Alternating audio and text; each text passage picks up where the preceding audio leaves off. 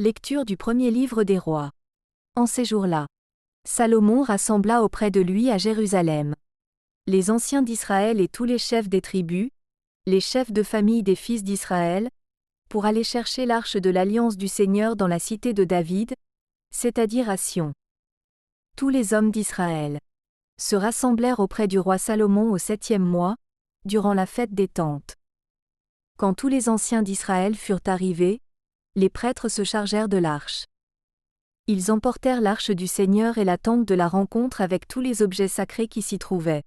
Ce sont les prêtres et les Lévites qui les transportèrent.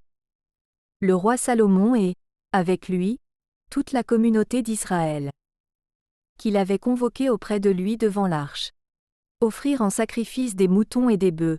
Il y en avait un si grand nombre qu'on ne pouvait ni le compter ni l'évaluer. Puis les prêtres transportèrent l'arche à sa place, dans la chambre sainte que l'on appelle le Saint des Saints, sous les ailes des kéroubim.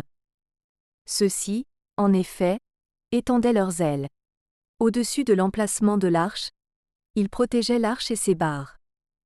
Dans l'arche, il n'y avait rien, sinon les 2 tables de pierre que Moïse y avait placées au mont Horeb, quand le Seigneur avait conclu alliance avec les fils d'Israël, à leur sortie du pays d'Égypte.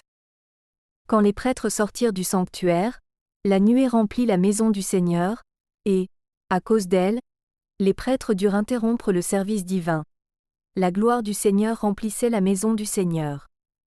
Alors Salomon s'écria: Le Seigneur déclare demeurer dans la nuée obscure.